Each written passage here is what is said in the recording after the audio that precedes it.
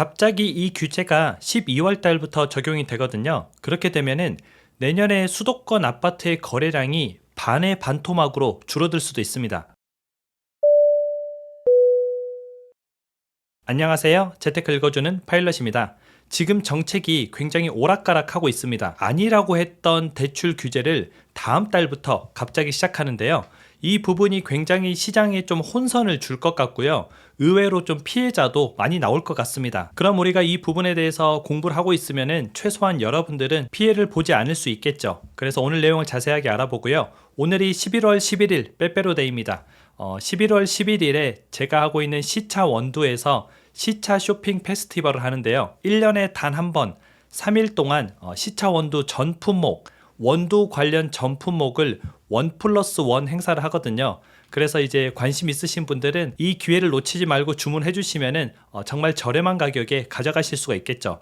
실은 1+1이 절대 나올 수가 없는데 제가 또 재테크를 좋아하잖아요. 그래서 제가 봤을 때 원두 가격이 계속 상승을 하는 것 같아서 좀 미리 많이 이제 해외에서 수입을 해왔습니다. 그래서 지금 1+1 행사를 할 수 있는 거지 지금 원두가 들어오는 가격으로는 절대 할 수가 없거든요. 그래서 여러분들도 제파가 미리 싸게 사재기 해놔서 할 수 있는 1+1 행사니까 꼭 놓치지 말고 이 기회에 좋은 원두를 싸게 구입하시기 바랍니다. 구입 방법은 제 댓글 보시면은 고정 댓글에 제가 링크를 넣어 놨거든요. 그 링크를 통해서만 주문이 가능하고요.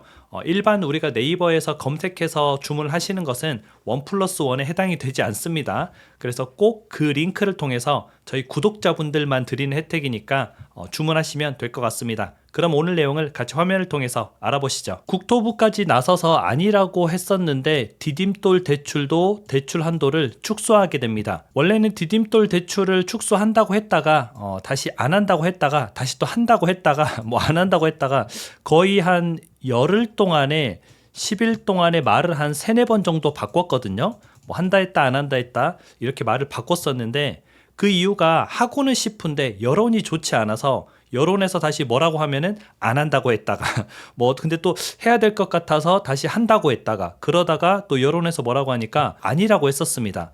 그런데 결국은 이제 디딤돌 대출도 대출 한도를 축소하게 됩니다. 디딤돌 대출이 뭐냐면 서민이 6억 이하의 집을 살 때 신혼부부는 6억이고요. 신혼부부가 아닌 서민은 5억 이하의 집을 살 때 최저 2%대 금리로 대출을 해주는 걸 말합니다. 서민들이 이제 디딤돌처럼 이걸 딛고 일어서서 이제 내 집 마련해라 그런 취지인데요. 지금 우리나라의 기준금리가 3.25%잖아요. 그러면은 기준금리보다 낮은 금리로 대출을 해주는 거기 때문에 실은 정부에서 어느 정도 손해를 감수하고 대출을 해주는 겁니다. 이렇게 기준금리보다 낮다 보니까 많은 사람들이 이걸 통해서 이제 집을 사게 되고요. 그러다 보니까 대출이 늘어나게 되는 그런 현상, 그리고 거래량이 늘어나게 되는 그런 현상이 일어나면서 아파트 가격이 조금 올라가게 됐죠. 그래서 아파트 가격을 잡기 위해서 부랴부랴 이제 이 서민 대출인 디딤돌 대출도 규제를 하게 된 겁니다. 다음 달이죠. 12월 2일부터 이제 적용이 되고요. 디딤돌 대출 한도가 5천만 원 정도 축소가 됩니다. 저 5천만 원이 어떻게 줄어들게 되냐면 방공제를 적용하는 거거든요. 방공제가 무엇이냐면은 우리가 최우선 변제금이라는 게 있습니다. 이 집이 경매에 넘어갔어도 거기에 살고 있는 소액 임차인이 있습니다. 그 소액 임차인은 그것마저 이제 경매에서 뺏겨버리면은 정말 길거리에 나앉아야 되니까 그걸 이제 보장해주기 위해서 방공제라는 걸 우선 적용합니다. 경매에 넘어갔지만 그 소액 임차인의 보증금은 먼저 돌려주는 거죠. 지켜주는 겁니다.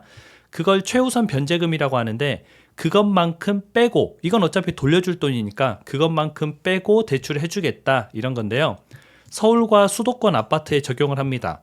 서울은 5,500만 원을 빼고 대출을 해주고요. 수도권은 4,800만 원을 빼고 대출해 줍니다. 그러면 실질적으로 서울은 5,500만 원, 수도권은 4,800만 원의 대출 가능 금액이 줄어들게 되는 거죠. 예시를 한번 볼까요? 5억짜리 집을 구입할 때 원래는 이제 70%인 3억 5천만 원까지 대출이 나왔습니다.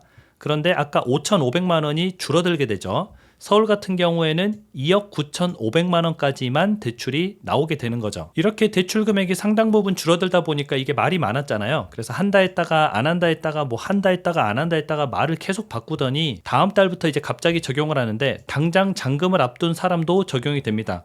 우리가 보통은 집을 계약하고 한 2, 3개월 후에 잔금을 치르거든요. 그래서 뭐 한 3개월 후에 잔금을 치르는데 지금 당장 다음 달에 한다고 하니까 뭐 저번 달에 계약했던 사람, 저저번 달에 계약했던 사람, 그리고 뭐 이번 달에 계약한 사람, 이런 사람들은 지금 갑자기 좀 놀라게 된 거죠. 근데 어떤 분들이 뭐 저거 적용되는 사람 별로 없는 거 아니야? 뭐 저거 좀 줄인다고, 뭐 디딤돌 대출 좀 줄인다고 뭐 큰일이야? 라고 생각하실 수도 있는데, 디딤돌 대출에 적용되는 아파트 숫자가 서울에는 13만 가구, 수도권에는 무려 200만 가구가 됩니다. 그럼 엄청난 숫자가 저 디딤돌 대출로 대출을 받을 때 대출이 줄어드는 대출 규제가 적용이 되는 거죠. 그래서 거의 뭐 총 213만 가구가 해당이 되는 엄청난 규제고요. 이렇게 되다 보면 어떻게 되겠어요? 그나마 6억 원 이하의 아파트가 거래가 종종 많이 됐었는데 6억 원 이하의 아파트도 저렇게 대출 규제가 들어가다 보면은 12월부터는 아파트 거래량이 대폭 줄어들 겁니다. 아마 반의 반토막 정도 그렇게 떨어질 것으로 좀 보이고 있는데요. 이건 이제 정부가 아파트 말고 빌라 사라고 등 떠미는 꼴이거든요. 이 규제가 서울과 수도권의 아파트에만 적용이 되는 겁니다. 빌라는 아니에요. 비아파트는 적용하지 않습니다. 그럼 서울에 빌라를 살 때는 괜찮습니다. 서울에 아파트를 살 때는 적용이 된다는 거죠. 이 말은 이제 아파트 사지 말라는 말이죠. 그리고 이제 여론이 조금 안 좋을 것 같으니까 3억 원 이하의 아파트에는 미적용하겠다 이렇게 얘기를 했는데 서울과 수도권의 3억 원 이하의 아파트가 실은 거의 없습니다. 그래서 미적용 대상을 뭐 이렇게 정해줘 봤자 크게 이게 뭐 효과가 있을까 뭐 그렇게 좀 생각이 들고요. 물론 대출 규제는 당연히 해야 됩니다. 하는 게 맞아요. 근데 미리 고지를 하는 게 맞습니다. 지금 미리 고지를 해주지 않았기 때문에 혼선이 있는 거고요. 우리가 어떤 정책을 펼치겠다, 언제부터 하겠다, 그러니까 미리미리 좀 준비를 하세요. 대출을 이 정도 일으키려고 했던 사람들은 이렇게 앞으로 바뀌는 대책에 좀 준비를 하세요. 이래야 되는데 아니라고 했으니까 국민들은 믿었을 거 아니에요. 그런데 당장 다음 달부터 적용을 한다고 하니까 굉장히 좀 이게 제가 봐도 문제가 되지 않나 뭐 그렇게 생각이 됩니다. 지금 정부에서 하는 뭐 여러 가지 부동산 관련 뭐 전 다른 건 잘 모르겠습니다. 아무튼 뭐 경제나 부동산 관련해서 굉장히 자주 바뀌고 있는데 이건 이제 정부에서도 어떻게 해야 될지를 모른다는 그런 뜻이고요. 이런 상황일수록 우리는 계속 좀 주시하면서 어떻게 바뀌어가나 그 부분에 대해서 잘 알고 있어야 될 것 같습니다. 오늘 방송은 또 여기까지 하고요. 오늘 하루도 같이 공부해 주셔서 진심으로 감사드립니다. 여러분들 행복한 한 주 즐겁게 잘 시작하시고요. 앞으로도 여러분들과 재밌는 이제 부동산 공부, 재테크 공부 해보도록 하겠습니다. 그럼 다음에 다시 만나요.